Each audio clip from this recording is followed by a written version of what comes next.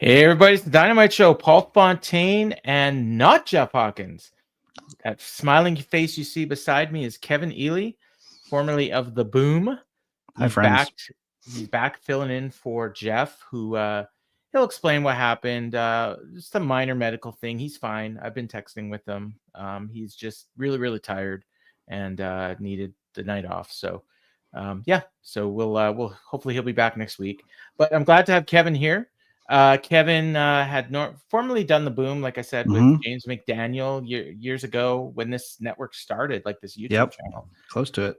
Yeah, and then you were doing the audio show. You did video too sometimes, and then you've been doing the AEW pay-per-view post shows with Jeremy Finestone up until the last one.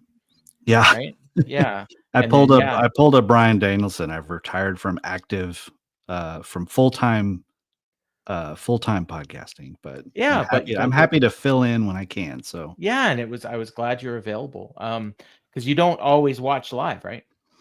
No, I'm usually watching an hour or two behind. Like I'm usually finishing it while you guys are in the middle of the show.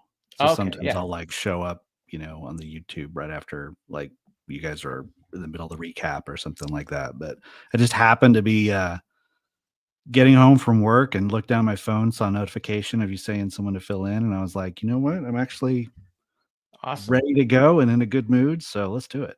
Well, I'm glad to have someone to talk to the show about because I've done this by myself a couple times and it's hard.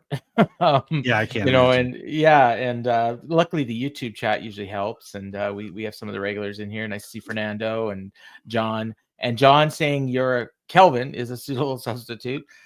Close enough, John. That is high praise coming from John. And John says it was terrible having me hosting by myself. So thanks for that, John. Appreciate that. It's hard. And Brian Alvarez does it. I don't know how he does it. And almost anyone else I've ever heard do it, it's hard to listen to. So, but like I said, having the chat helps because then I can answer their questions and chat with them and stuff. So, but and so you are keeping up with AEW, right? Like you watch every week. I am. I had a pretty good streak for a while there where I wasn't watching Collision like at all. Okay. But the last several weeks, things have just been picking up, and pretty much since what was the last show? Dynasty? Dynasty, I think was the last one. Yeah, Dynasty, because before that was Revolution. Yeah, pretty much back in the swing after that. Things just took an upswing once we got Copeland out of there and the Death Riders kind of turned. I feel like that's gotten a lot better. Yeah, what I'll say, like the thing is with Collision, I think they're actually at a point now where like if you watch Collision, it's great. And like I enjoy the show every week and stuff. But if you miss Collision, I think you can still follow along by only watching Dynamite. Like there's not a ton that happens on that show that is relevant to what happens on Dynamite. But if you do watch it, you don't feel like you've wasted your time. Like there's good stuff that happens on Collision, but it's pretty much only on Collision. Yeah. So that's kind of, for me, that's what I think it should be. I know some people think it should be more important, quote unquote, in the overall scheme of AEW. But my opinion on this has always been that if you give people too much that they have to watch, they may just give up altogether. Yeah. I like having it where there's a little bit of crossover, like you'll set up a match happens on Saturday or something happens on Saturday that sets up Wednesday, but you still also have these, like an Adam Cole as TNT champion or something like that like they're based on Saturday. Right. And so the people who are tuning in on Saturday, you're like getting a little extra that's like just that. And then maybe on Dynamite is pretty much exclusive to Collision, and the pair like Cole's whole group basically, like Now the downside to that is when some of it transfers over to Dynamite, and like tonight, for instance, like with Nick Wayne, who like I don't know when the last time he wrestled on Dynamite was. It's been a while. The last time he won might have been like never. And then he's wrestling Jay Lethal, who same thing, so like, that's where you run into a little bit of trouble. But I think, using Dynamite to set up matches on Collision is good. Using Collision to set up matches for Dynamite, maybe not as much, because there's going to be more people that won't necessarily know. but again, like for instance, tonight we had this 8-man tag that kicked off the show, and we'll talk about it in a bit. Garrett was talking in the Discord about that, and he's like, well, I didn't watch Collision, so I don't know like what they did on Collision, you know, whether it was that's why the match was the way it was because of the angle they did on Collision. And I said, well, they didn't really set up this match on Collision. Yeah, I was gonna say, I thought I watched Collision. I don't even remember anything said. Well, they announced it. Like they did some stuff at the beginning of the show involving the Bucks, and but it was like the Bucks and the Death Riders and the Ops, I think. But like none of the guys in this match, Omega showed up at the end to make the save. But like other than that, like Omega was the only guy from the babyface side that was in that angle at the beginning. Yeah. The heel side was the Bucks and Okada. So Ricochet, Briscoe, Speedball, and Kevin Knight weren't even on Collision. So the match had nothing to do with anything that happened on Collision. The Collision angle is more about setting up what I assume is going to be Anarchy in the Arena at Double or Nothing. It could be Blood and Guts, because I know Swerve mentioned Blood and Guts at one point in a little cutaway, sort of off mic, but directly to the camera in a very. But I almost think that he may have screwed up, and it was actually supposed to be Anarchy in the Arena, because like these guys aren't perfect, and this wasn't like a scripted promo. He just Blood and Guts, he says, and right. And there probably is going to be a Blood and Guts, and I wouldn't be surprised if Swerve and the Bucks are on opposite sides of it whenever it happens. So John, I mean, this is exactly what I was going to say about it. PWG party match. That's like a trademark, because Jeff used to go to PWG. That's what it was. I wanted to see the crowd here. I don't know if you looked it up. I'll look it up. If you didn't, I'll get it right away. I did not. I happened to notice the Collision one that was only like 1,800, but but they still got a few days. And I'm sure Tony Storm and Lady Frost are going to sell a ton of tickets for that. And you know what? $37.94 tonight. Not bad. Oh, nice. They're ticking up. Yeah.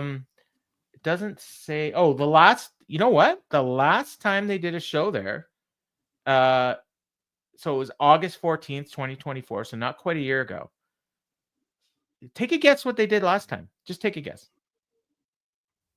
About a year ago? Yeah. Yeah, a little less. I'm going to say 2,400. Okay, no, it's 3,200. Oh, okay. But they were up to 3,794, almost 3,800. So that's good. That's great. Like year over year, they're up like 20%. So good for them. I think between the good shows that they've been doing, the likelihood that there's more people watching due to Max, I think they're on a bit of an upswing right now in terms of like ticket sales. And they seem back on track in terms of like what they put on the shows, depending on where they are. Like tonight, was Hangman's hometown in a tournament, not a final, but an important match. It's a big match for him, with a lot of at least a couple of weeks of knowing what that was the match. So. And I want to talk about this now because I may forget later. Jason, sideswipe on the chat here, asked us something in the Discord, whether or not knowing the finals a month out is going to hurt the build to these Owen final matches. So we now know it's going to be Hangman and Will Ospreay in one finals, and Mercedes and Jamie Hayter in the other. They did a promo segment tonight for Mercedes, obviously Hangman. So we've got, it's not quite a month, 4 weeks. Actually, is it 3 weeks? It's 3 weeks from this coming Saturday. It's closer than you think. Yeah, like 3 Dynamites. Three. I think. Yeah, you're right. Yeah. You got 7th, 14th, 21st. Yeah. So 3 Dynamites, and one of those Dynamites is going to be the world title match, steel cage match. So. There probably isn't going to be a lot of build for the Owen on that. Maybe you'll get a video package or something. But there's enough time. I imagine, what would make sense is probably like doing like a Hangman Ospreay against Kyle Fletcher and Takeshita, something like that. Like do like a tag for sure. Do that on like the Go Home show, and then you can.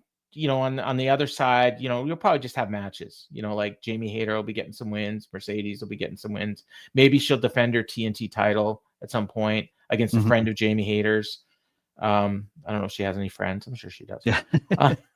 They're all in the mystery machine. Yeah.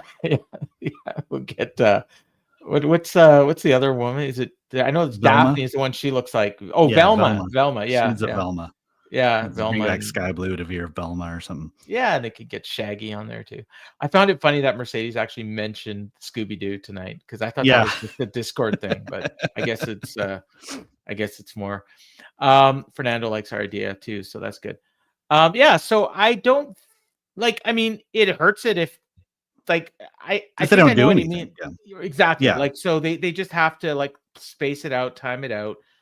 They've got some big shows, like like that. That one on the 14th is big. I think the 21st is one too. Like is a big one. I could be. I think they're doing like Wednesday and Thursday that week because they got the pay-per-view. Oh yeah, they are. Yeah. Or is that the one where they're doing like the 4-hour? It's Chicago. They're doing the 4-hour. Oh yeah. They're doing the 4-hour show. So that's going to be a big show. Yeah. That's like with the world title match and all that. Yeah. No. Okay. So that, you know what? I still don't know what I thought. I think Ryan Frederick posted something in our Discord that said that actually is not a 4-hour show on the 14th. Oh, okay. They're taping 4 hours, but they're airing the other two. Oh yeah. No, that's Saturday. What I thought. But the 21st, I think, is a 4-hour show. Okay. Because they're not running Saturday that weekend because they would be against the playoffs and they'd be against WWE is doing a show Battleground. Yeah, no, Saturday night's main event. So they don't want to run against WWE that week. So we'd basically be like just a little over halfway through the show at this point if that were tonight. Is what you're saying? Yeah, exactly. Oh my gosh. I don't know. Right and I'm not doing a 4-hour recap. Like no way. No. So to answer Jason's questions, just the fact that it's 4 weeks or 3 weeks, 3.5 weeks, whatever it is, doesn't hurt it. It's just a matter of whether or not Tony's got this planned out. And what you don't go ahead. What you don't want it to be is like Cody Cena, where it's like, we'll just do the same thing 3 weeks in a row. Jay Gunther, like what they did. Just rinse and repeat. Like, but they could, like you said, they could do a tag match. They could do a contract signing or at least a promo about it where they come out, because I think on the men's side it doesn't hurt it because that's really a first time matchup. Yeah, and the thing that could people hurt are going to be is stoked for it. The thing that could hurt it is that there isn't really heat between Hangman and Ospreay. So you got to figure out a way, like, and you don't really want there to be like super heat. Like it's tough to do a babyface build like this. So I think I think the Callis family is an important part of this build. I think they are too, and I think the Bucks are too. Like, the Bucks are going to be involved with the Death Riders. So that's true, but I was thinking about this. Whatever happens at Double or Nothing, whoever loses needs to be set up for what they're doing at All In. Oh yeah. So I was thinking the pivot would be Ospreay wins due to some kind of backfiring interference. The Bucks are trying to help Hangman win. To me, I mean, I don't like that because it feels like they've already done that. And you're right. And for tournament finals, that's kind of out of character. Yeah. You could have something where it happens after the match. Yeah, that's true. Or even the show after. Yeah. Yeah. Or, where like the Bucks show up and they try to help and Hangman refuses their help. And then he ends up losing. And then that is the conflict, like, oh, well, we could have helped you. You refused and you lost, so this is what happens when because Swerve's already mixed up with them. Yeah. And the popular theory is that you're going to see Hangman and Swerve tag team against the Bucks. Yeah. The new mega powers of whatever. Yeah, FTR and Edge and Christian or Adam and Cope or whatever. Adam and Cage, I guess. I don't know. We'll talk about that when we get to that. I have questions about that. CNC Wrestle Factory. That's my name for them. I love it, especially if they come up with a song. Yeah. Oh, it'd be awesome. All right, let's get into this show. So we kicked off with that 8-man tag that we mentioned. So it was Kenny Omega, Jet Speed, as I've christened Kevin Knight, and Speedball Mike Bailey. And Mark Briscoe. On the show. Do they really? Oh, yeah, during the entrance. Yeah, they said that people have taken to calling him. Oh, I came up with that on my own. Credit, I swear to God. Well, because I'm sure I'm not the only person that came up with it. But I did come up with that on my own. I never saw it anywhere before I christened it, because someone else had actually like a really good name for it. I can't remember what they called it. And then I said, it's not gonna be that. It's gonna be Jet Speed, and you'll love it. It was Brad. Yeah. Brad in our Discord. Super AEW fan. So it turns out it was Jet Speed. So okay. Yeah. So anyways, so it's Jet Speed, Kenny and Mark Briscoe against Okada, the Bucks, and Ricochet, who, as you and a lot of other people have pointed out, is a much better fit for the Elite than 100%. Jack Perry. Although I'm not positive Jack Perry is still in the Elite. They have not mentioned his name since he lost the TNT title. Does he exist? He's just driving that van around somewhere. He's just going to show up at some point, and we're going to pretend like he never left. It was as John said, a PWG party match. There's a few things. The spot near the beginning where they were working over Kenny Omega's arm, and so you had Matt Jackson standing on the apron with his back to the ring, and Ricochet would bring Kenny over, and he'd hand him his arm, and he'd just pound the arm on his own shoulder. And he did this a couple times. And then, of course, and you could see this coming a mile away. Yeah, Kenny reverses it. He reverses it. He puts Ricochet's arm on Matt, and Matt just grabs it, and he's like piling away, hurting. And the crowd is like laughing. And then all of a sudden, he reaches behind his head, and he immediately reaches for the head. And it's like he feels Ricochet's bald head, and he's like, "Oh no!" It was so funny. Now, some people didn't like the comedy. I thought it was great, because you know what? But there was a lot of comedy, but there's also a lot of really awesome wrestling. Like Kevin Knight is insane. Like his jumps that he does. There's that one spot where somebody was on the ring post, I think, or on somebody's shoulders, and it's on his shoulder on the apron, like a doomsday device from the ground. Like I listened to Dave Meltzer's recap last week, and he said 8 feet in the air. I suppose he did this last week too, and I just missed it, but he did it again this week. This guy, like, I don't know how he gets that kind of height. Oh my God. And Excalibur has got to steal Walker Stewart's line. Because whenever Kevin Knight would do that in New Japan, he said, it's got to be the shoes. Excalibur's got to start doing that. He's got to steal that. Yes, because like that, I mean, it's perfect. And they did the double karate kick spot with Speedball and Mark Briscoe. There was double Meltzer drivers into a senton at one point. That was wild. That led to an incredible near fall where Okada did the most amazing NXT kickout face, where the camera just focused on and he just like, I think him and Mercedes are like back and forth, have like a rivalry to see who can do the biggest, the best NXT face. So the whole thing of this match was, and they started off the first two guys in the ring were Okada and Omega, and the crowd's all hyped up, and they're the holy shit before they even touched, and then immediately Okada tags out. Yeah. Now, do you remember? You're about the same age as me. Don't you remember back in the day there used to be a rule that you couldn't tag until you had actually made physical contact with your opponent? No, I don't remember that rule. You don't. Maybe it was only an AWA thing. But it was like you literally could not tag out. Like the ref wouldn't allow the tag until you made contact. So I like this better. But I was thinking about that rule.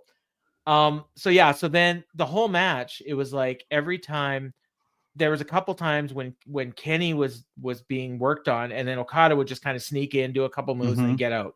He was basically playing like Bobby Heenan. If it was like Bobby Heenan and Bobby Heenan or Jimmy Hart, like Bobby Heenan, the Brainbusters against or you know what, the one I thought of was the Hart Foundation and Danny Davis against the Bulldogs and Tito Santana at WrestleMania, where like he would only get in there when the guy he was feuding with was down. Yeah, 100%. So they did this the whole match, and then every time like Kenny would try to get in against Okada would just run to the corner and tag out. And then eventually at one point everyone's doing all kinds of moves. They're back and forth. The legal guys, I kept track, were Okada and Briscoe. But Knight came in, Bailey came in, the Bucks were in, everyone's doing all kinds of moves. And then Okada's just in the middle of the ring and he's looking at Kenny and he's like, come on. Like just out of nowhere. Like he spent the whole match avoiding Suddenly him. Changed his mind. Yeah. Now I want to go. And they did like 2 minutes of like just awesome wrestling where they hit a couple of their spots, just enough to whet your appetite. Gave Excalibur time to remind us of their series that they had in 2017, 2018. Said the 2018 match, 65 minutes, one of the best matches in wrestling history. He's not exaggerating. If you haven't seen it, go watch it. Awesome. And then they got out of there, and then Briscoe was back in, and then Okada beat him. I just remember what exactly he beat him with. He beat him with a Rainmaker. Yeah, he hit him with, and it was an awesome Rainmaker. It was, and it was. But he took a J Driller for a near fall that was only broken up by interference before. So that was. I liked that they gave Mark. They protected Mark a little bit, basically a visual pin over Okada. But I guess like the whole thing with last week to beat Ricochet was just so he wouldn't look so bad in losing here, I guess, maybe. Right. But it was awesome match. It's not everyone's cup of tea, but I gotta think most AEW fans would have loved this. And I can't disagree with people who are like, shouldn't Kenny have more hate in him, during this match and not doing comedy spots and stuff. But in the big picture, this is the most fun Dynamite's been in a long time. And this is what makes Dynamite fun, is matches like this early in the first hour. And we've got like what, 3 months till All In. So, there's time to build up. Yeah. And you can do this a couple more times where you have like these guys trying to get their hands on each other. And then eventually, maybe Okada's going to do something to Kenny. Or like I'm still wondering how they're going to set up this match, like officially. I mean, they basically told us the match is happening. It's too much. Would you be disappointed if it was just one of them comes out and challenge, like if Kenny just challenges them and then they accept and that's it? No. I mean, what I would be disappointed with and what I think is probably going to happen is if they just announce it. You know what I mean? Yeah. Like just in the graphic. Or social media. After the overrun. It's like, we put, Tony Khan just made it official. Kenny Omega and Kazuchika Okada, title versus title. Like, I don't know. Is it going to be title versus title? Is it going to be only for Okada's belt? Is it going to be only for Kenny's belt? I don't know. Maybe. I completely forgot that Kenny's a champion. I know, right? He came out with the belt tonight, didn't he? It could be that Kenny or it could be that Okada and or the Bucks cost Kenny his belt, and then that's the motivation for Kenny to go after Okada's belt. I mean, to me, that makes sense. Ricochet? Yeah, you could do that. Yeah, and Ricochet and Kenny, like he's said he wanted Kenny's belt, and they did the match at the pay-per-view, and he didn't take the pin, I don't think. So, I think they pinned Bailey, right? So, yeah. So that could be. Yeah, I like that. And then that would explain why Ricochet has been so involved in all this. Then we went backstage and we got the Hurt Syndicate arriving, and they did a little thing where, like, I don't know what these guys were supposed to be, if they were fans or if they were employees or what they were. Clearly they were indie workers, but I'm not sure what their motivation for being backstage was in the storyline, but they were all like, I don't know if they were making fun of the Hurt business or being fans. Either way, the Hurt Syndicate said, yeah, we hurt people, and they hurt them. Basically, as they should. Yeah, they just beat up these, I think it was 4 guys, and it was cool. And then they did a thing where MVP was trying to convince Bobby, hey, you gotta give him a break, you gotta vote for him. And Lashley's like, no, I can buy my own car, I don't need this shit. And MVP's like, hey, if he screws us, we'll hurt him worse than he's ever been hurt before. And then they walked away, and you were left with the impression that Bobby was going to vote yes. Yeah, definitely. Yeah. And I liked the motivation being that I'll have more fun hurting him if he betrays me first. Right. Yeah. So and you also got Shelton here. An investment. And Shelton was trying to convince him too, saying, he's a funny guy and kind of like him a little bit and stuff. So yeah.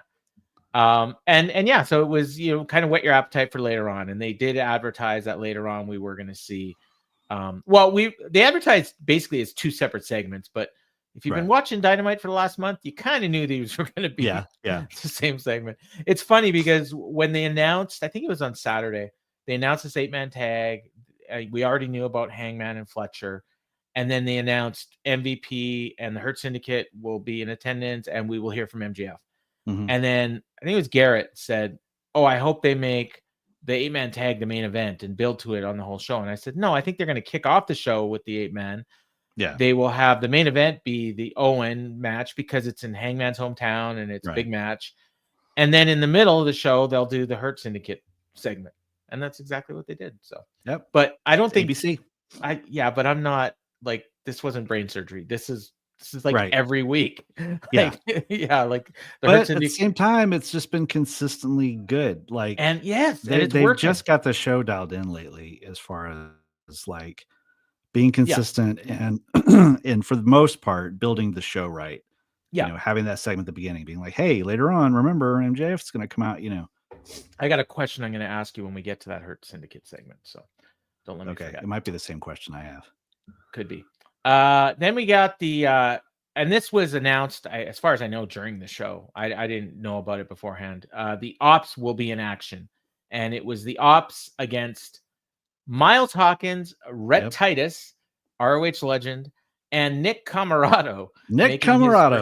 Yeah, you know, it's funny. I was just mentioning him because there was a thread on the F4W board about people that were missing in action, and I was like, Nick Camarado, where's he been? And apparently he's been injured.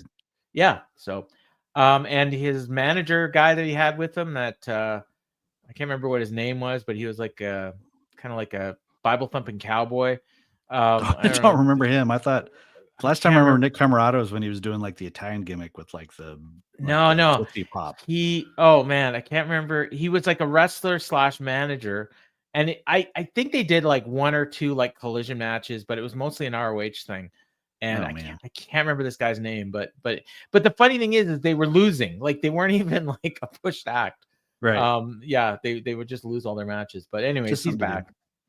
And Rhett Titus, who, addicted to love Rhett Titus. Like I said, I call him ROH legend. I mean, he's around ROH for a really long time. So it's nice to see him on Dynamite. But they got, a little more time than you would have expected. But eventually it went as you would have expected it.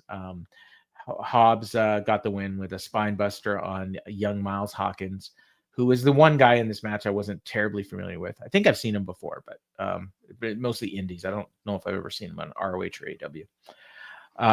So it's a quick match, and basically a setup for a promo.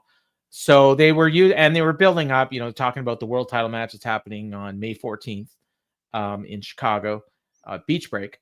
And so it's going to be Jon Moxley and Samoa Joe. And so he starts his promo, and immediately the Death Riders attack. Actually, I don't even think he got his promo. They attacked before he could even do his promo. But Mox quickly got choked out by Joe.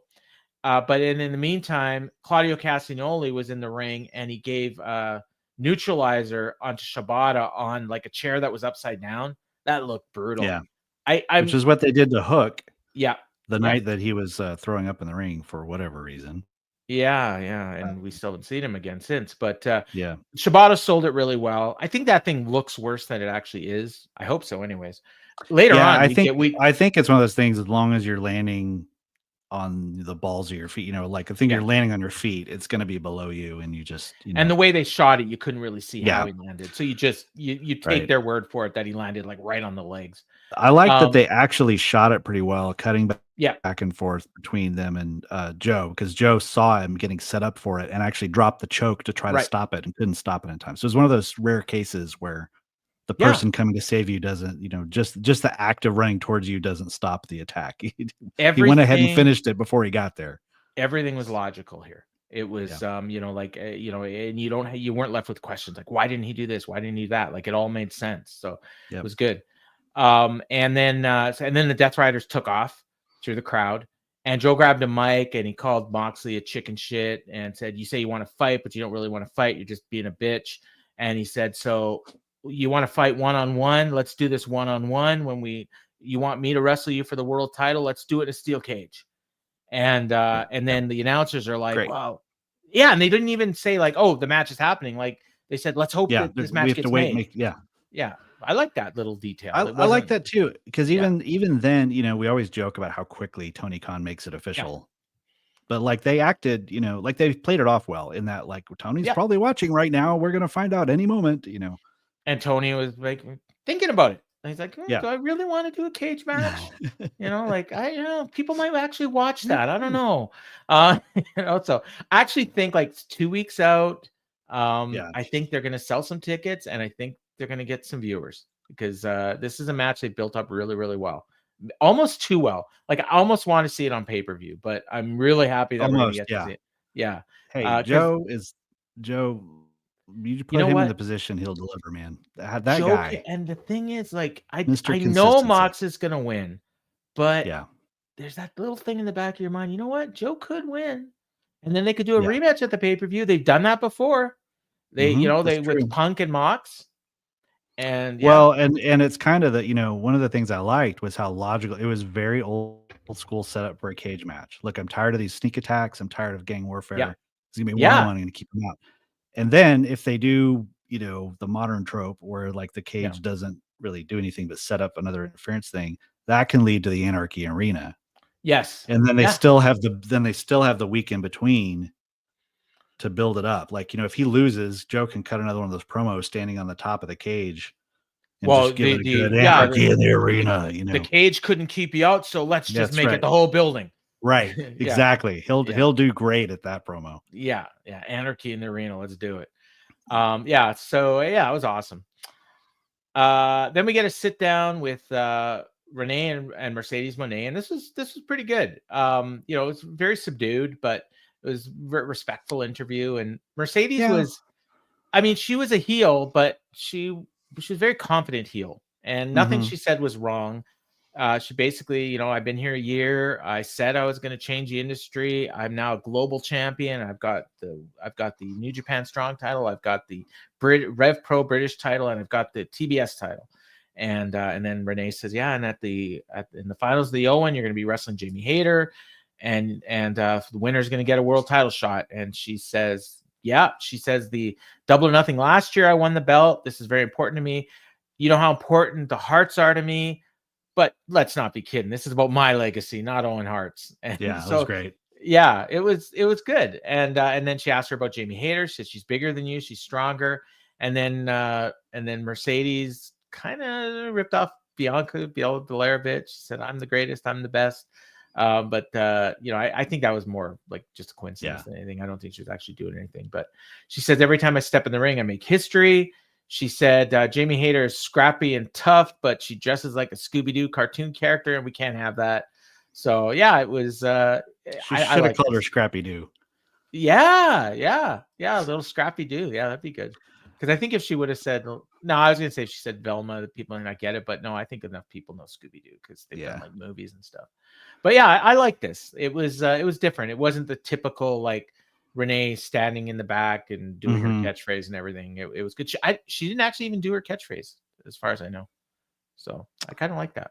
Mercedes? Yeah, I don't think she did. She did when she came out live later. Yeah, but not in this promo. Yeah, not in this. Say hello to your right. CEO. She still was a little where she sort of drops lines. Yeah. Where it's like, here's my series of lines. You're going to set me up for it. But it was better than normal. And I kind of wish she had done a little more discussion, like about like what makes her great. Like, she's saying she's great, but like, I like that she's like, hey, Jamie Hayter's bigger and stronger. And if she'd been like, I got 2 words for you, Chris Statlander. How many times have I faced her?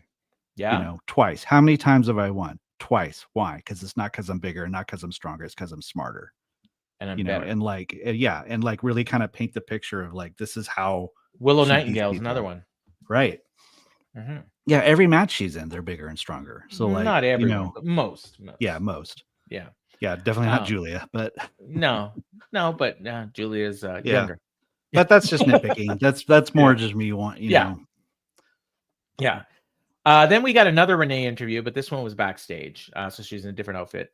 And she was with the Patriarchy, and she brought up Nick Wayne going to Japan next week, and Christian Cage cut her off, said, no, you want questions for him? You got to ask me.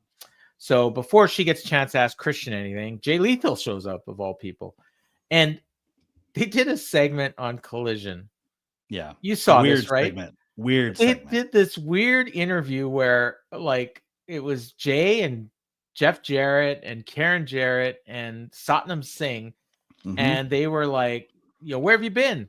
And they're like, well, we've been here ready to work, but Sanjay Dutt never shows up for work, so we're not able to work. I'm like, what are you where have any about? of you been? and they're like, and they're fighting with each other. Yeah. And then so Jay Lethal shows up here, and no Sanjay. So I guess he didn't need Sanjay to work. And he told Nick, you got a bright future, but you got a lot to prove. I'm the longest ROH champion in history. How about I go up against the youngest champion in ROH history? Which is a lie, by the way. That's Billy Starks. But they keep maybe the youngest ROH TV champion in history. Well, he could be, but she was a ROH TV champion too. Oh, you're right. You're right. Yeah. So I don't know. Now he was the youngest AEW champion in history when he won the trios titles. But and they don't actually say the youngest ROH champion. They do say the youngest champion in history. So I guess technically that's true. But it's not the belt that he actually has right now.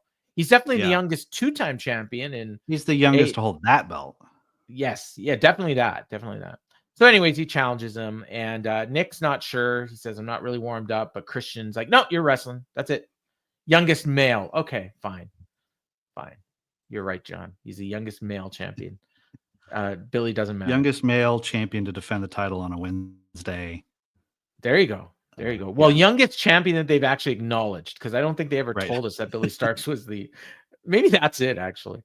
So yeah, that match is for later tonight, which is good because they only had 3 matches booked for the show. So yeah, we got another one. Then we got Timeless Toni Storm versus Well, hold on real quick. What's up? On the Nick thing. I like that Nick, that they acted like you're more important because you have a belt. Yes. You know, that like Renee was like, I'm really here to talk to him, not you, to Christian. And Christian is so yeah, you know what, you're right about that. And that's a subtle thing that I didn't really think about, but yeah. So it's like Christian is insecure now. Yeah, because the other guy's got the attention because he's got the title. And now he's going to Japan. Right. So and I like that they keep talking about that. Yeah. But now when he leaves, what's Christian going to do? He doesn't have the champion here anymore. Like, is people not even going to watch? They should do a thing where like Christian's there and Renee just like walks past him. Yeah. So, how's Nick doing? Yeah, I got no reason to talk to you. Right. And like there's talk to Shayna, there's Adam Cole. Yeah. I'd rather talk to Adam Cole. There's a champion. Cole. Yeah. He's just back in catering. I like that. I'm glad you pointed that out. So yeah, we got Timeless Toni Storm against Miyu Yamashita in a title eliminator match. Now, a couple things about this. Miyu Yamashita is, really good, I guess. I assume. I mean, I shouldn't say assume. I saw the match. She was really good in this match. And I've seen her before, and she's been really good. But I'll also say I've seen a lot of these Japanese women, either from Stardom or Tokyo Joshi Pro or, any of the other companies over there. And they show up and they wrestle and then they leave. And if you put their faces in a graphic and didn't give me their names, I would not be able to tell you which one was which. They're all good.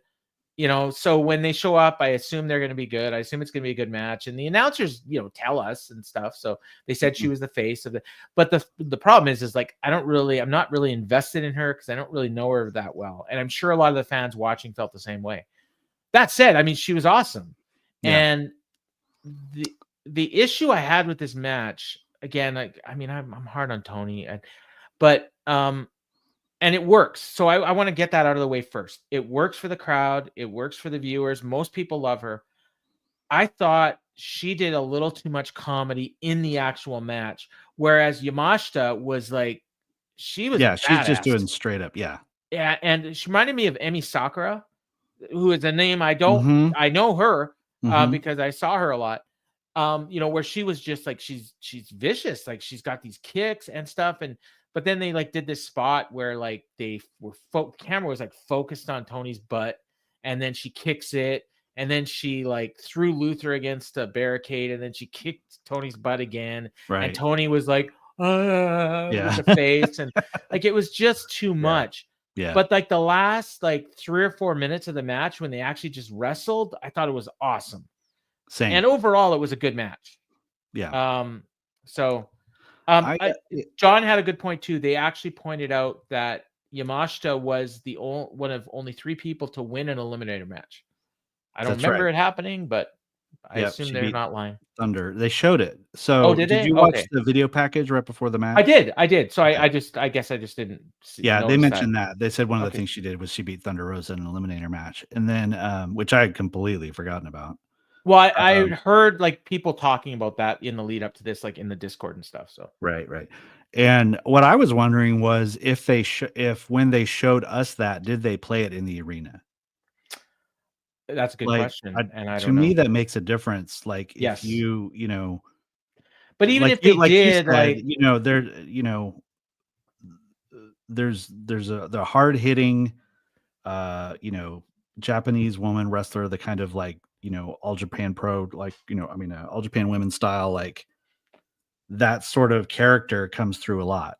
Mm-hmm. And you're right. Like it, with those fans I wonder if they would have been up more if they were like, oh, this is a big deal because, we watched this video package right before it, But even if they had, like, it's still like, it's not like, you got like 30 seconds of, this is who she is. Right. I mean, if it was like Mina Shirakawa, I think they would have been a lot more into it because we've seen a lot of her. Yeah. Or like Shida.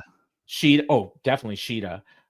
Maybe Emmy, but Emmy had that little thing of, she only did like the dark shows and stuff, and a lot of people left and they never actually watched. I'd watch an Emmy Sakura Toni Storm match any day of the week. Oh God, yes. Even this one that they're doing and not be mad about the comedy because they'd both be doing it. Yeah, and even this Collision match, like Lady Frost is good. That's gonna be a good match on Saturday. So I wonder because that's an eliminator match too, and they brought up that I think they said she's 10-0 in eliminator matches. So maybe she's gonna lose. I wonder if they're doing something where she's gonna lose one to have like a sort of intermediate title. What would make sense is if they did the Mina Shirakawa, and Mina could beat her in an eliminator match, and then they could do a match on the pay-per-view. That's true. Yeah. Yeah. So and that would make sense because then you would have 2 matches at the pay-per-view where the winners are going to face each other at the big pay-per-view. That makes a lot of sense. Yeah. Yeah. And Mina would be the one to do it with, I think, because she's over. I mean, there's other people. I can't think of anybody else. I mean, if they hadn't done Megan yet. I mean, you could do Megan. You could do like a Penelope Ford and have Megan cost the match and then do, you could do that. But I feel like you want to have it where it's like somebody actually 4 people is like, hey, what would a Mina Shirakawa Mercedes match look like?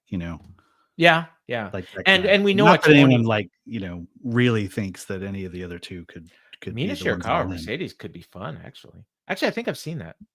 I think they've done it. I can't remember. I think they did in Japan like earlier this year. Or like New Japan Strong, like one of the US shows.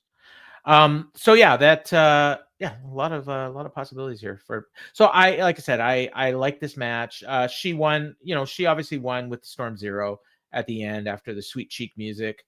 Like I said, it was, I would say Yamashita took like 75% of this match, and then Toni took like the last 3 minutes, or most of the last 3 minutes. And when she was actually wrestling, it was really good. The announcers, they're doing a little too much comedy for my liking, but it was fine. So Toni brings out the worst in them. Yeah, that's true. And Taz. Then after the match, Mercedes Moné comes out. She does her catchphrase, and she said she's coming for the world title. Jamie Hayter's music hit. She lays out Moné. Went for a haterade. Moné got away, and Storm was acting very impressed by Jamie Hayter. And then she rocked out to Jamie's music. Yeah, she did her whole like the thing she does on the thing. Yeah, I don't mind that stuff actually, especially when she's showing Hayter some respect. And the thing is, like, she's not even acknowledging Mercedes, which I kind of like too.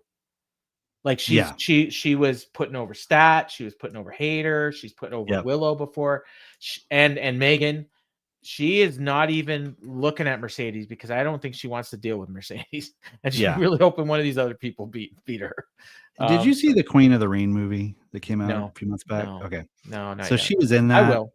It's not a good movie, but it's worth. I know you've said that. You're like the only person that said it's interesting to watch. It's interesting to watch. I wouldn't tell any wrestling fan to not watch it, but okay.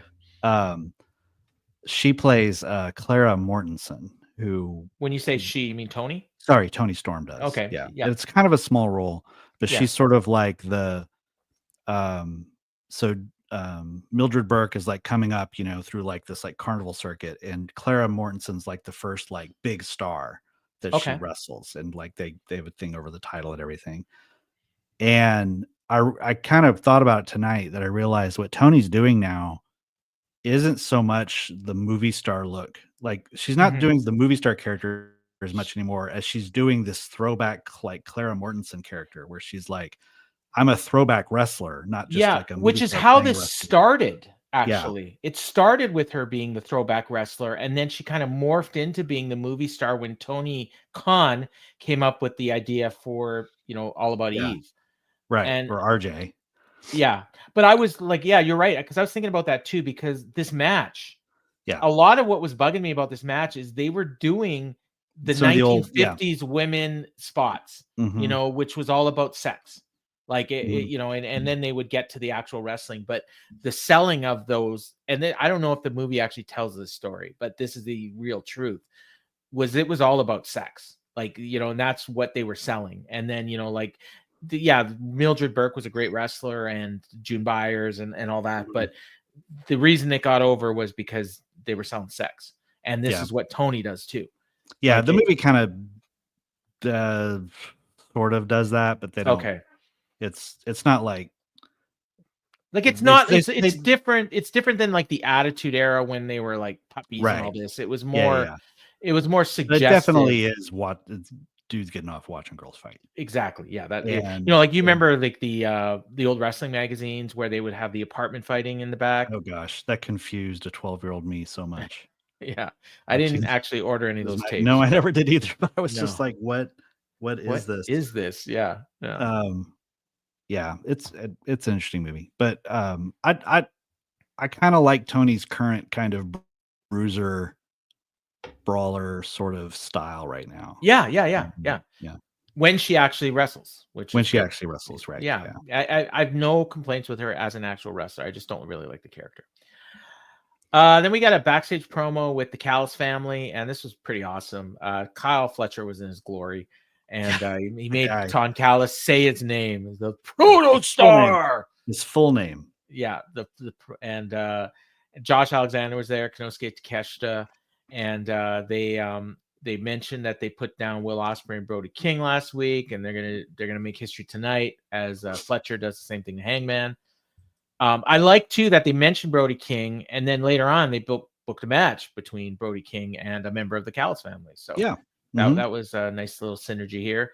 And then he says he's going to win the Owen, and then he's going to win the AEW World title, and everyone will be forced to say his name, the Protostar Kyle Fletcher. So he needs to add a middle name. I wonder. I actually went to the internet and was like, "What is Kyle Fletcher's middle name?"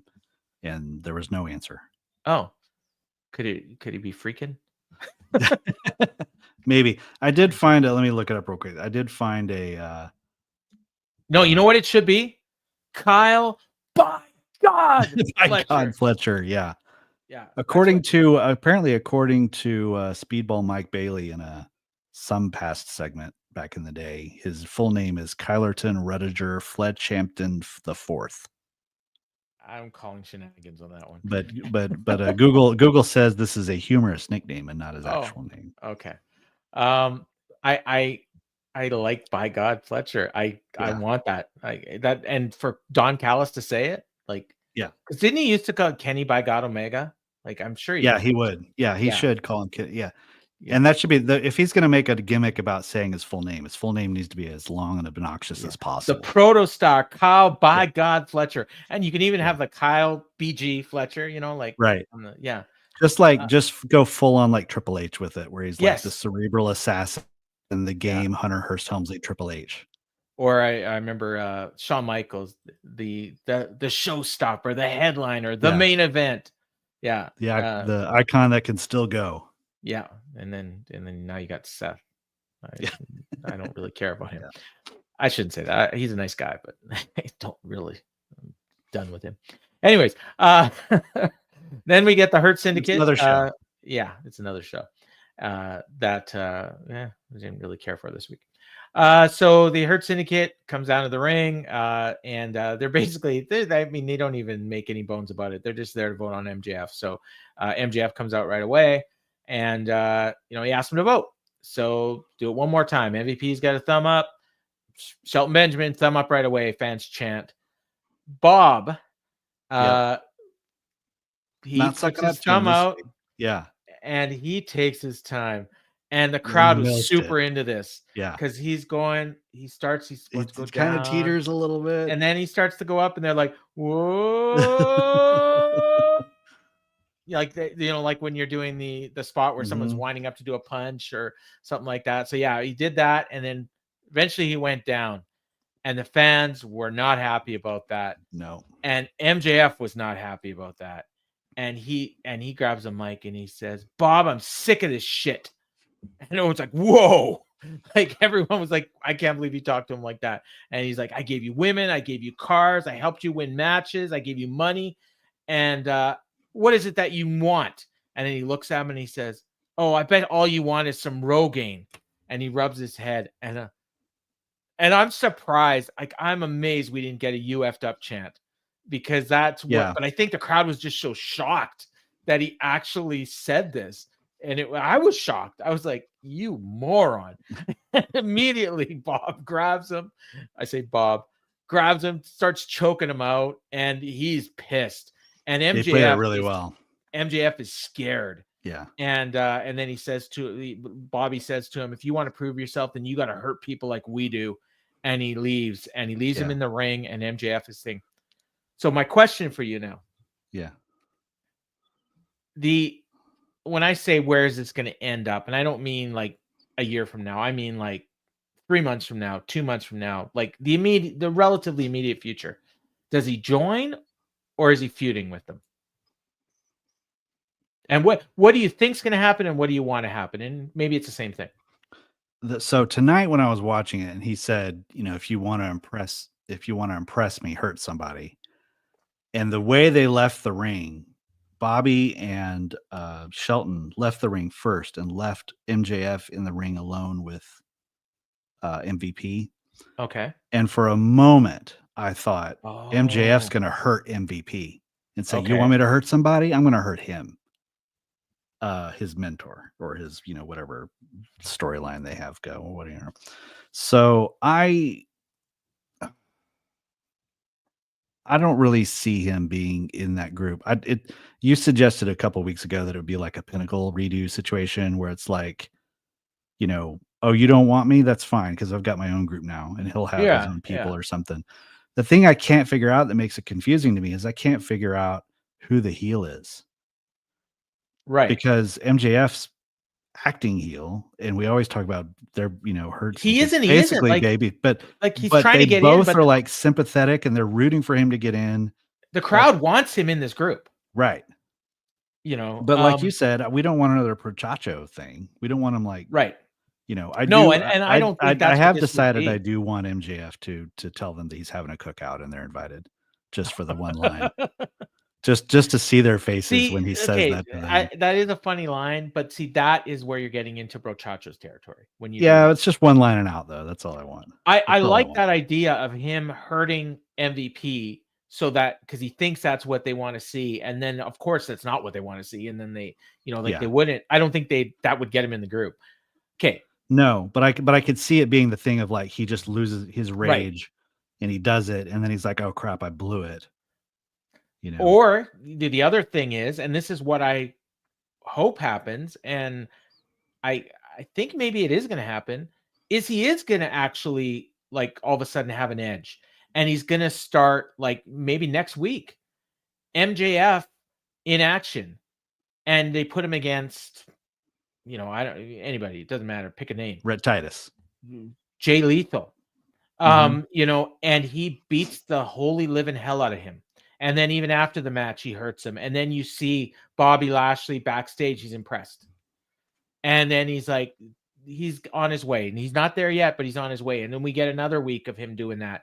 And he's like, and he's no comedy. And then like, so I want to see him in this group. Like I do. And I think eventually, you know, down the road, because here's the one thing with this match, and John pointed out, he thinks it's going to be MJF and Lashley at the pay-per-view, and then maybe Cedric Alexander debuts.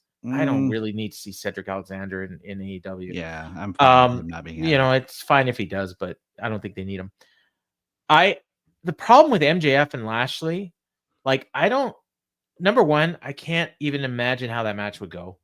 And I can't imagine who would win. It's an oddball like, match. Yeah. You know, it is. And so I want to see them together, and I want to see all of them with belts, and like MJF with the world title, or maybe one of the other titles, you know, the TNT. He could easily win the TNT title from Adam Cole. Yeah, get a Hurt Syndicate Paragon feud.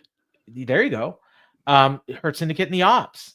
Like, the thing is, they are, I'll answer this in a second, Fernando. They are, they're heels that people like. They're not baby faces, in my opinion. Like, you know, and I've said this all along. They're heels that people like. Mm-hmm. And I mean, obviously that's what MJF is right now. So yeah, so he says MJF doesn't need the Hurt Syndicate. I think he does right now. Something. He always needs something. He needs backup, and he needs an edge. And by that I don't mean Adam Copeland. Yeah. Okay. Thanks for clearing that up. He needs like a grittier side to him. Yeah. Grit again with the edge. But like, so, you know, so that, and I think with the Hurt Syndicate, they can use this, like, this guy that talks in their segment. I mean, obviously they've already got an MVP, but I for some reason, like, look at them like a new Four Horsemen, you know, like where they all got belts and they're all dressed nice, and, you know, like, he enhances their act. And then eventually, obviously, they're going to get tired of him and turn on him, but that's way down the road, in my opinion. Why not Cedric Alexander in AEW? I like, he's just been like mid Carter, you know, low Carter in AEW for so long, and he's not Shelton Benjamin. Like, I'm sorry, I've seen enough Cedric Alexander that I can say that. Like, if they want to sign him, that's fine. Put him in ROH, you know, have him wrestle on TV every once in a while. And he's kind of shot. Like, he's not that great anymore. So I don't know. I don't have any thought. I haven't seen him in long enough to know that part of it, but he's what, like, when James and I were doing the show, would call a Johnny Gargano, which is like not fair to Johnny Gargano, but like a guy that's like, he's about at that level that there's 20 guys like that guy, and they all can all do good matches, and they're all crisp, and you know, most of them don't have, and most of them don't have the stink of being, I'm sorry, Cedric Alexander, you know, like, of being on TV. Do we want another MJF babyface run? No, I think in this situation he would be a heel, but he would be a heel that people like. But they're not going to be baby faces. Like, that's what I'm saying. Like, whereas with the reason the Cole stuff didn't work was because they were baby faces and they were pandering, and these skits were stupid. Like, I don't want to see stupid skits. Like I said, I want to see the joke about the barbecue. I don't want to see the barbecue. Right. Or the cookout. Or and you would see like the barbecue, and you would see like Shelton. We're not going to go there. Go there. And you'd have MJF offering Shelton watermelon, and you'd be looking at him like, gosh, this could get out of hand really fast. Yeah, I don't want to see that.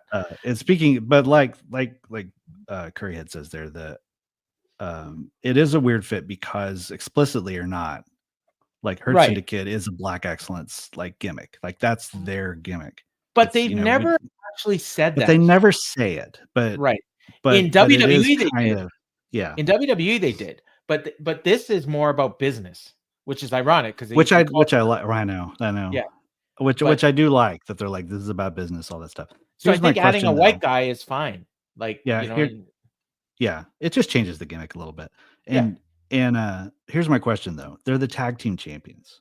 Yes. I would imagine that whatever program there needs to be needs to involve that at some point. So what I'm wondering is, does this lead, if he doesn't join the group, does this lead to MJF having a partner, and or getting a tag team, or getting a tag. And apparently it won't be FTR, because somebody tells me they don't want to work together anymore. So I don't know. You know, I don't know who else is out there. The problem is people say they're awesome champions. I mean, they're awesome champions. Like, they're awesome to hold belts, but they're kind of division killers. Like, they are, because it's like, everybody they beat, they just rampage through, and all the top tag teams don't want nothing to do with them because they know they're like, so we're not going to see the Bucks. I mean, maybe eventually at some point, but not anytime soon. FTR. I had a thought. Paragon, but what? Yeah, I had a thought. And this plays into what people were commenting on the last couple of weeks. And I don't know if this is a good idea or not, but it's just an idea that could make sense. What if MJF's tag team is the Gates of Agony? And he brings them back because they made such a big deal about them having a great match with them and losing. And then MVP put them over a couple of times. Yeah. After that, they've been talking about them as an upcoming team, the kind of talk that like a Nick Wayne's getting right now, where they get like talk before they get elevated. He could bring them in and be like, you want me to hurt someone? I'm going to hurt you, and have them return and do that and be his heavies. And now you have 3 guys on each side. You could do that. Or, I mean, and that would explain what they're trying to do with Gates of Agony. But I don't know if it would work. But yeah. I mean, you could do it with the Learning Tree, maybe. Big Bill and Brian Keith. That'd be an interesting crew. And, MJF has a little bit of history with Big Bill. He actually brought him in originally, if you remember. The Guns. That'd be a good fit. Yeah. Although I feel like the next time we see the Guns is going to be at the PC. I don't know why I feel like that, but it's just how I feel. I'm trying to think of teams that are like not completely like uncredible, and there isn't a ton of them around. Or brings back Wardlow, and then it's him and Wardlow. Like that I could see against the Hurt Syndicate. That'd be a good, that'd be a fun match, honestly. But I want to see them together. That's what I'm saying. I think we all do, yeah.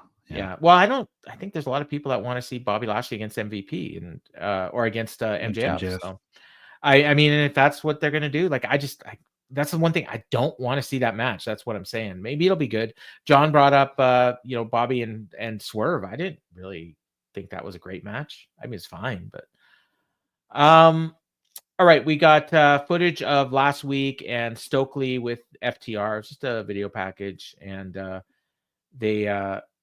and then FTR brought up that they're going to cement their legacy and win back the AEW World Tag Team Championship. So it's interesting that they position this right after the Hurt Syndicate thing. So maybe we are going to get that because they're sooner than we think. Kind of just in different universes right now. I like this. I don't think they should win, but I love the idea of this match. Kevin Knight and Speedball. Problem that should be a pay-per-view match. Kevin Knight's been gone for the next month, so that's probably not going to happen anytime soon. But boy, that's a fun team, though. You know what? I would love that as a. Or Takeshita and Fletcher against Hurt Syndicate. That'd be great. Or Takeshita and Alexander, any one of those. And you actually put Alexander in there because he can take the loss. Then we got this match: Nick Wayne and Jay Lethal. Now, the problem with this match was the match was fine. It was, but as I mentioned earlier, neither one of these guys ever wrestles on Dynamite, so the crowd didn't really know them very well. I think they kind of knew Nick, and they were into his mom, but they didn't really know Jay Lethal, which kind of surprised me because, like, back in the day, the AEW crowds. Does it not know or just not care? Probably a little of both.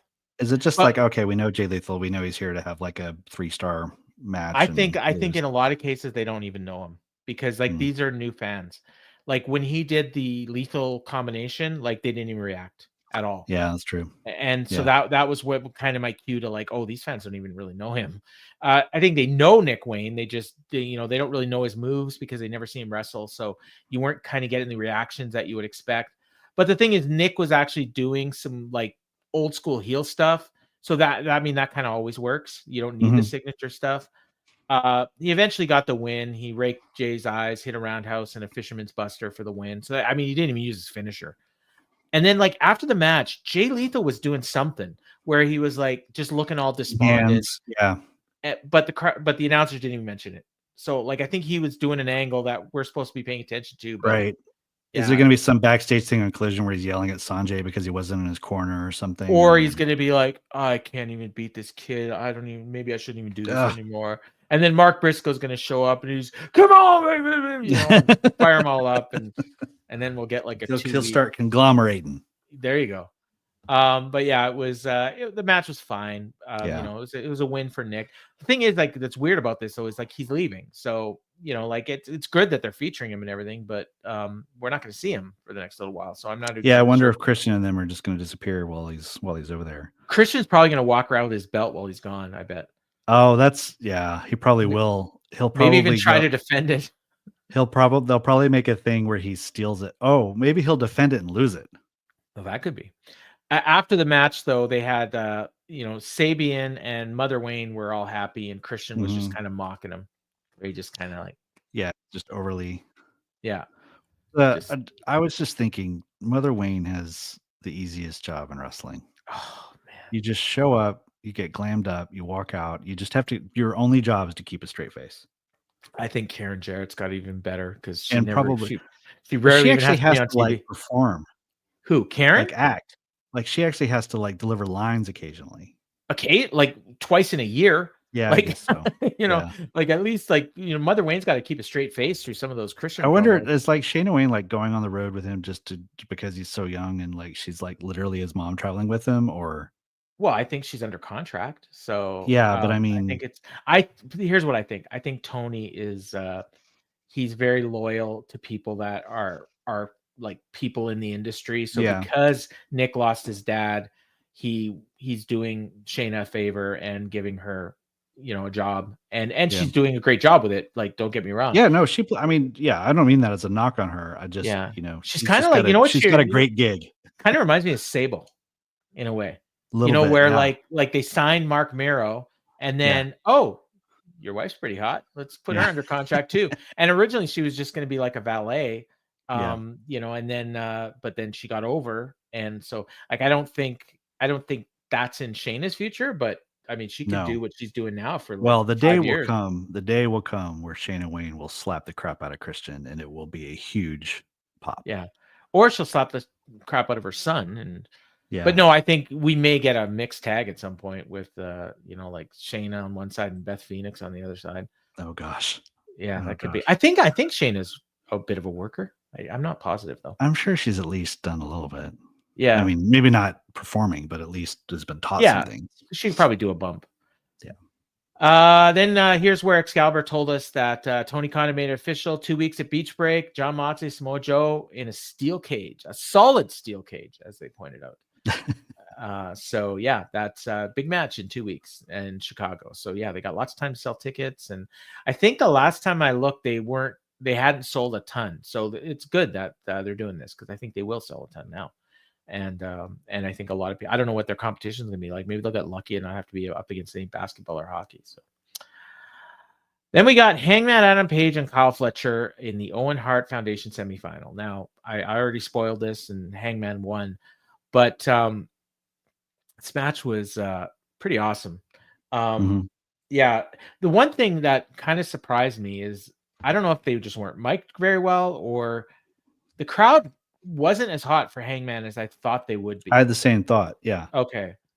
Like, and it wasn't that they didn't like him. It's just that they weren't reacting a lot. Now it didn't feel like a hometown. No, a home team advantage. Not at all. Like, but they really hated Kyle. Like, but Kyle was also working them. Like and I made this comment in the Discord. He is so, in my opinion, like this character that he's doing where he's like riling up the fans and he's doing the simple old school babyface or heel stuff is so much more sustainable than what he's doing when he's in there with Will Ospreay and they're just, you know, hey, top this, you know, like just doing every move under the sun.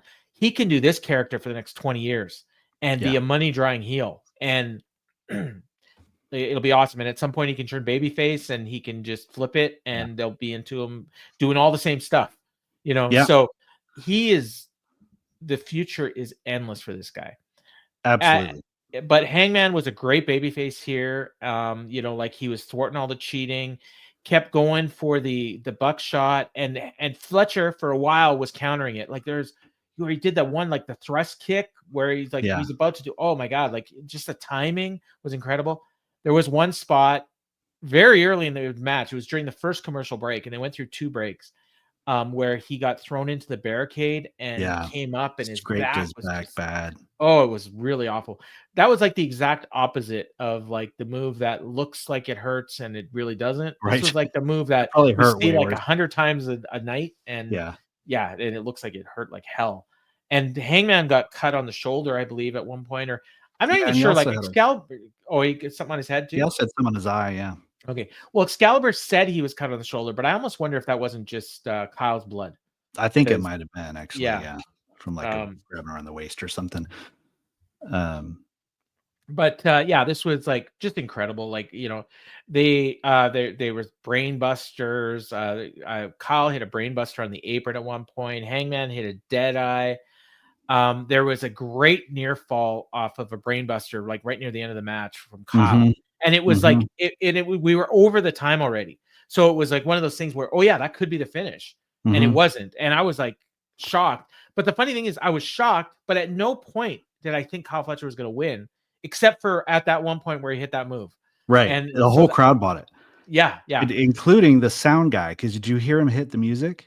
Yeah, a little like they hit Hangman's music by accident and stopped it after like 2 seconds. And I was like, oh, that guy was the sound guy got a little too excited there. And then the finish was when he Hangman was on the ropes and he jumped off the ropes and hit a buckshot, which I don't think he's ever done before. Yeah, and then from the turnbuckle. Yeah, and then he went to the thing and did his traditional buckshot. So he hit him with 2 buckshots, and then he got the pin, and it was 1, 2, 3, no kick out after at 4 or 3.5 or whatever. Like Kyle stayed down. It was awesome. It was a 100% clean win. And now we're gonna get Hangman and Will Ospreay. Really? What? Yeah. No interference, really. No, none. I expected Archer to like grab his leg. He's trying to gut buckshot or something. I didn't mention, Archer was at ringside and he was like reacting to things and everything, but I don't think he did anything.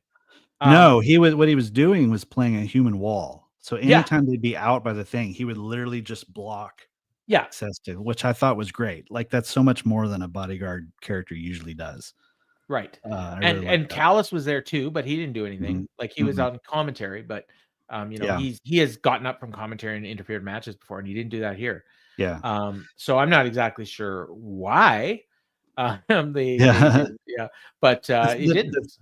The thing I loved about this match was like I had similar thoughts to you, where I was just really like just being reminded again that Kyle Fletcher, his upside is so high, and he is like really at that level now where it's like you're one of the top 5 or 6 guys, even character wise. Like if I counted it off, he'd probably be like 7 or 8 or something. But like, in terms of being a guy that like, oh, this is a big match in AEW, Hangman versus Fletcher. It's no longer, and seeing him outside of that, and also seeing how he did a different match than he would with Ospreay. Oh, like you see more of the heel stuff. It was more of a build. It didn't just start in 5th gear and go speed. It was more of a fight, and then the bigger stuff came later. And then the thing with teasing the buckshots, like you said, and him having a counter for it, which led to Hangman doing a buckshot you've never seen before. Like it was just really well done. Whoever put this together was, pretty genius, and if it was the 2 of them, then all the more so. Yeah. If I'm doing a draft of like AEW talent and I'm building for like the next 10 years, I think Kyle's like my number 1 pick. Yeah, it might be. And I mean Takeshita would probably be right up there too.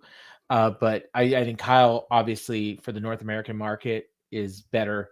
Like that's somebody I'd want to build around. I mean, not that I wouldn't build around Takeshita as well, but I think that Kyle he's just got all the tools. And I gotta think like WWE's gonna want him bad whenever he becomes available. So it's in Tony's best interest to lock this dude up. But you know what? His WrestleMania entrance is gonna rock. I don't know if he's ever gonna get it, because if Tony's smart, he locks this guy up, gives him like a 10-year deal, for like $5 million a year or something like that. Like you literally could give this guy you could give this guy the biggest contract in wrestling history, because he's that good. Like he's that young, and just the sky's the limit. Like I can't say enough about Kyle Fletcher. And Hangman, I mean, and the funny thing is Hangman won, and I'm not saying Hangman didn't get over, because he did. And now we're getting to see Hangman and Ospreay. But in all that, he went over in his hometown. He went over strong and clean. And yet we're talking about Kyle Fletcher. So to me, that is a great match. Yeah. Like, you know, I can't say enough about it. Like, I rated them both exactly the same, like the opener and the main event. But if you ask me, you know, which I liked better, I would say this one. And some people are going to say the opener, and that's fine if that's what you liked. I mean, AW at its strength is always something for everyone. Yeah. And that's when they first started. That's what it was. It was like you would have like 5 matches on a show. They'd all be completely different, and they appealed to multiple audiences. And that's kind of what tonight was too. Yeah. In a way. Yeah. Like they're getting back to old form. Yeah. Like it was more of like I don't want to call it a shit sandwich. I've used that phrase before because the middle stuff wasn't shit. I mean, honestly, the Hurt Syndicate thing was great. It's like Nutella. Yeah, but it was like it was you had a great opener and a great finish, and the stuff in the middle was pretty good. Yeah. So, you know, it was it was like a really good sandwich on ciabatta bread. You know, like we're just talking about his looks now. I never thought Kyle Fletcher is the hottest wrestler right now. Do you see the sign in the crowd? Lesbians love Kyle Fletcher. Yeah, it did. I don't understand it, but it's awesome. And poor Mark Davis. I know. I could say. Yeah, I don't know. Is he injured again? I haven't seen him in a while. I think I know the answer to this. I just don't remember. Oh, okay. Well, doesn't matter. He wasn't there tonight. No, yeah, he got hurt again, I think. Oh, did he? Wow. Didn't he in a multi-man match or something? Because it was right when he started, people were like, yeah, you're right. No, they did that. It was like Powerhouse Hobbs and him. Yeah. And he got hurt. Yeah, you're right. Yeah, he did get hurt. Yeah, because I remember I actually made a mean comment about it in the Discord. Not mean, but I was like, yeah, that's a non-empathetic. I did the Jerry Seinfeld, like, oh, that's so sad. Oh. You know, like, he just gunks up the Callis family, in my opinion. Yeah. So, and Brian Cage too. So Fletcher Archer was fine as the Wall. Yeah. So another good show. In the right place right now. Yeah. I mean, God, it's like this was like we had like 2 pay-per-view matches on this show. I mean, honestly, almost 3. Like, you know, like the Toni Storm match. Like, there's a lot of women's AEW pay-per-view matches that weren't as good as that. So, you know, and they've had matches like that on pay-per-views before. So absolutely, yeah. So another great episode of Dynamite. You know, I would say like the one 2 weeks ago was like, you know, I mean, that's hard to top. Yeah, but this was like almost as good as last week, and last week was really, really good. So, you know, and 2 of the best matches of the year, in the opener and the main event. So, thumbs way up for Dynamite this week. Yep, me too. Yeah, and looking forward to 2 weeks from now, and looking forward to Double or Nothing on the 25th. So I know I got friends going to it, so good for them. Is it Phoenix? Yeah. Okay. My friend Adine, who I think you know, Yep. he tried to get tickets for the Grand Slam Mexico. Oh, Couldn't get him. Couldn't get him. Yeah. Wow. And he was that's going to be a cool He show. went in there like 10 minutes after the tickets went on sale, and they were gone. Wow. Yeah. So he's frustrated because he doesn't even know if he can get like secondary market tickets because it's different in Mexico, right? Right. So yeah, he was looking forward to going. He's going to fly out there and everything. And that would be a fun trip. It'll be a great show. Like, you know, I don't need to be there live. I just can't wait to see it on TV. It's going to be awesome. It's like end of June, I think. So we're not that far away. 2 months. It's going to be a fun summer. It is. It feels like they have a plan, which is nice. Yeah. I mean, All In they're going to get 25,000 people in that building. I have no doubt of that. So they're at 14 now.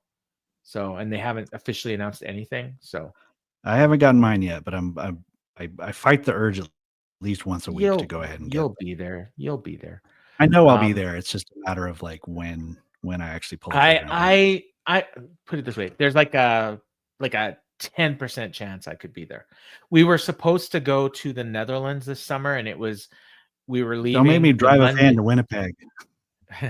We were leaving the Monday after All In, so there's no way I was going to be able to go to All In. Or no, actually, we would have been leaving on the weekend. The thing we were going to in the Netherlands started on the Monday, but now we're not going. So we are going to be doing a trip this summer, and I don't know where. And I suggested, hey, we should go to Dallas. And I was like, well, why? I was like, I don't know. I like Dallas. Yeah. And then maybe a baseball game. Baseball game. And then she's like, there's a wrestling show there, isn't there? It's like, maybe. So yeah. But she likes Dallas. So I mean, there's a chance. I don't think it's going to happen, but there's a chance. So if I'm there, I'm there. John says he'll come with me. So now there's an 11% chance. So great. So yeah, that's it. I don't imagine you have anything to plug. No, I really don't. Now let's just plug the Discord. If you want to get in the Discord, if you're not already in there, I know Fernando, Maria, they're regulars here on the chat. I don't know if you're in the Discord, but if you aren't, send Gigi an email, gigi@fikmedia.com. Tell him you want to be in the Discord, and he'll send you a link.